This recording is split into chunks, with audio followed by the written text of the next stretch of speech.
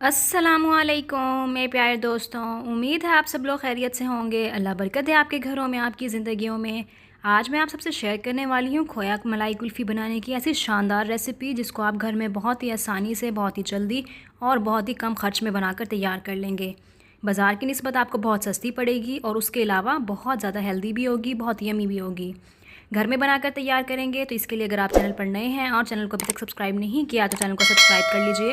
ये आपकी तरफ से बहुत ज़्यादा प्यार और हौसला अफजाई होती है हमारे लिए और हमारा मज़ीद काम करने को दिल करता है। जब आप इस रेसिपी को एक दफ़ा घर में ट्राई करेंगे, एक दफ़ा इस तरीके से खोया मलाई कुल्फ़ी बनाकर तैयार करेंगे तो आप बाज़ार से कभी भी नहीं लेंगे। तो चलिए जी, बिल्कुल भी देर नहीं करते, अपनी रेसिपी को बनाना शुरू करते हैं। बिस्मिल्लाहिर्रहमानिर्रहीम। सबसे पहले मैंने दूध ले लिया है, इसको बॉयल करना है। दूध मैंने फुल क्रीम मिल्क लिया है, यानी कि इसमें से मलाई नहीं निकाली हुई। तो इसको बॉयल करना है और बॉयल करने के लिए हम इसको छोड़ देते हैं, उसके बाद हमने इसको पकाना है। तो देखिए जी, जैसे ही बॉयल आ जाता है इसके बाद हम इसको पकाएंगे। सबसे मेन चीज़ बस इसमें यही है कि हमने दूध को पकाना है और आपने यहाँ पर एक चीज़ का ख़ास ख्याल रखना है कि आपने दूध को पकाना कैसे है। तो आपने इस तरीके से पवे में दूध को उठा के उसको हिलाते रहना है। इस तरीके से जो दूध है ना वो अच्छा सा गाढ़ा हो जाता है और उसका टेस्ट भी बहुत अच्छा आ जाता है। अगर आप नॉर्मल उसको ऐसे ही पकने छोड़ देंगे तो उसके टेस्ट में फ़र्क होगा। जैसे इस तरीके से जब हम दूध को बार बार फेंटेंगे तो इस तरीके से दूध का जो जायका है ना वो बहुत ज़्यादा अच्छा हो जाएगा और हमारी खोया मलाई कुल्फ़ी बहुत ही मज़ेदार सी बन के रेडी होगी। इसके बाद हम इसमें ब्रेड वगैरह शामिल नहीं करेंगे और कोई मिल्क पाउडर शामिल नहीं करेंगे, कोई भी ऐसी चीज़ शामिल नहीं करेंगे। हमने यहाँ पर बस पापे लेने हैं और 2 अदद हम पापे लेंगे। अब दूध मैंने कितना लिया है, मैंने 1.5 किलो के करीब दूध लिया हुआ है, उसको मैं पका रही हूँ। साथ ही जो पापे हैं ना, मैंने 2 अदद इसमें सिर्फ पापे शामिल करने हैं।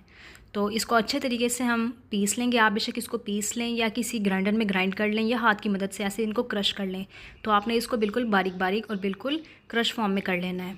तो देखिए दूध हमारा पक के आधा हो चुका है। बस यही है, हमने यहाँ पर मेन चीज़ यही होती है कि हमने दूध को पकाना होता है। तो जैसे ही दूध हमारा पक के आधा हो जाएगा हम इसमें खोया शामिल कर देंगे। मैंने 100 रुपये का खोया मंगवाया था तो वो मैं इसमें शामिल कर दूँगी। अगर आप वैसे ही बर्फ़ी की फॉर्म में इस्तेमाल कर रहे हैं तो दो डलियाँ इसकी काफ़ी होंगी खोए की। तो अब इसको अच्छे तरीके से हमने मिक्स कर लेना है। तो एक चीज़ का आपने ख़ास ख़्याल रखना है कि जब आपका दूध पक के आधा हो जाए, यानी जितना आपने रखना होता है उससे थोड़ा सा ज़्यादा हो जाए, उस टाइम पे आपने खोया शामिल करना है और चीनी भी उसी टाइम पे ही शामिल करनी है। चीनी पहले शामिल नहीं करनी क्योंकि चीनी जो है ना वो पकने के अमल को स्लो कर देती है। तो जब हमारी चीज़ बन के रेडी हो जाती है उसके बाद हमने उसमें चीनी शामिल करनी होती है। तो ये चीज़ें होती हैं, इनका ख़ास ख्याल रखना चाहिए। तो हमारी जो रेसिपीज़ हैं वो बिल्कुल परफेक्ट बन के रेडी होंगी। हस्बे ज़रूरत मैंने इसमें चीनी डाल दी है। दूध के हिसाब से आप चीनी क्वांटिटी को मैनेज कर लीजिएगा और इसको भी हम हिलाते रहेंगे। इस चीज़ का आपने लाजमी ख्याल रखना है कि जब हमने खोया डालना है तो उसके बाद दूध नीचे लगना शुरू हो जाता है, तो आपने चम्मच को गाहे बगाहे हिलाते रहना है। अब इसमें हम पापे शामिल कर देंगे जो कि हमने चूरा करके रखे हुए थे। चूरा करके रखने से जो है ना पापे बहुत अच्छे तरीके से इसमें मिक्स हो जाएंगे और जो पापों का जायका होता है ना वो ब्रेड से वो जायका हमें गेन नहीं होता। तो आपने इस वजह से इसमें सिर्फ पापे ही शामिल करने हैं, कोई ब्रेड क्रम्स या उसके अलावा ब्रेड या उसके अलावा आपने कोई मिल्क पाउडर, ये वाली चीज़ें इसमें कुछ भी शामिल नहीं करनी। तो आप देख सकते हैं कि घर में हम थोड़े की क्वांटिटी में, थोड़ी ही चीज़ों से, थोड़े ही ख़र्च में बहुत ही अच्छी सी जो अपनी कुल्फ़ी है वो बना के रेडी कर लेंगे। तो देखिए जी, हमारा दूध पक पक के रेडी हो चुका है। यहाँ पर आप देख सकते हैं मटेरियल की कंसिस्टेंसी कितनी है कि पवे पे हमारा दूध लग रहा है, यानी ये इतना गाढ़ा हो चुका है, इतना थिक हो चुका है। तो अब ये बिल्कुल रेडी है। इसको अब हम डिश आउट कर लेंगे। अपने जो भी हमारे पास चीज़ें मौजूद हैं, मोल्ड्स वगैरह मौजूद हैं, हम उसमें डाल लेंगे इनको। तो मेरे पास ये कप पड़े हुए थे, मैंने सोचा इसमें भी डाल देती हूँ। साथ कुछ मोल्ड्स हैं उसमें डाल देंगे और कुछ कटोरियाँ। तो हमने इसको डिफरेंट फॉर्म्स में बनाकर तैयार करना है, तो इस वजह से हम इनको डिफरेंट सांचों में डाल देंगे। तो ये देखिए मोल्ड्स भी मेरे पास पड़े हुए थे तो इसमें भी डाल देंगे। तो यहाँ पर आप देख सकते हैं कि मटेरियल हमारा इतना गाढ़ा होना चाहिए, यानी हमारी जो दूध है ना, जो हमारा ये हमने बनाकर तैयार किया है खोया मलाई कुल्फ़ी, तो ये इसकी जो कंसिस्टेंसी है ना वो इस तरह रबड़ी टेक्सचर की होनी चाहिए। तो साथ ही अब जुगाड़ लगाते हैं हम इसमें। हमारे पास आइसक्रीम स्टिक्स नहीं थी तो हमने जो प्लास्टिक की डिस्पोजेबल चम्मच होती है ना वही हमने इसमें रख दी हैं। तो इसको निकालना भी आसान हो जाएगा और हम इसके साथ इजीली खा भी सकेंगे।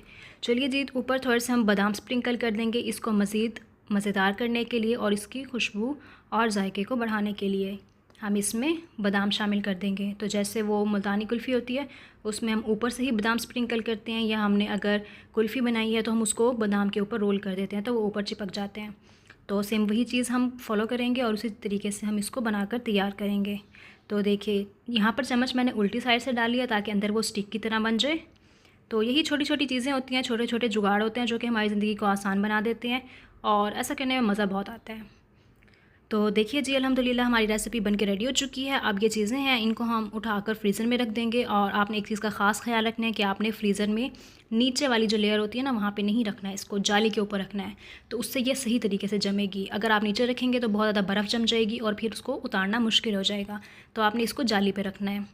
और उसके बाद देखिए जी, मैंने इसको निकाल लिया है। अब इनको मैं आपको निकाल के दिखा देती हूँ।